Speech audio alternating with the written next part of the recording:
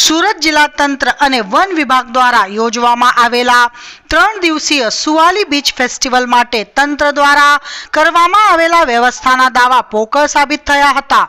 ખાસ કરીને લોકો માટે આવવા જવા માટેની જે બસ સુવિધાઓ દાવો કરાયો હતો તે માત્ર દેખાડો સાબિત થયો હતો, કારણ કે સિટી બસો દ્વારા બીચ ફેસ્ટિવલમાં પહોંચેલા લોકોને અહીંથી પરત ફરવા માટે રીતસર કલાકો સુધી રઝળવું પડ્યું હતું।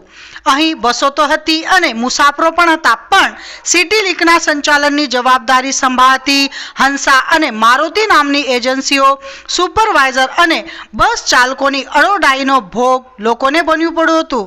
લોકોને 4 કલાક સુધી બસ ઉપાડવા માટે રાહ જોવી પડી હતી। એક તરફ લોકો ટળવળી રહ્યા હતા, ત્યાં સિટી બસોના ડ્રાઈવરો મોજ મસ્તી કરી રહ્યા હતા।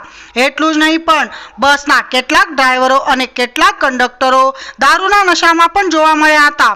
પરિણામે લોકો અકળાયા હતા અને દર અડધો કલાકમાં બસો દોડવાના તંત્રના દાવાઓ સામે સવાલ ઊભા કરી કંટ્રોલ રૂમમાં ફરિયાદો કરી હતી।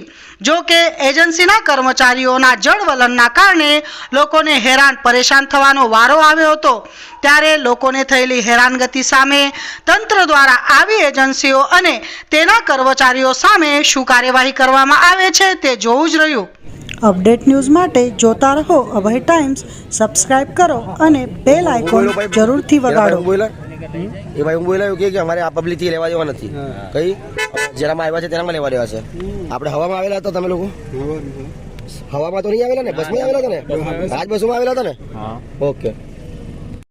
અભય થઈને નિષ્પક્ષતાથી નિરપેક્ષ રીતે વાસ્તવિકતાનો અરીસો રૂપી સચોટ માહિતી લાવતો સત્યની સાથે અભય ટાઈમ્સ।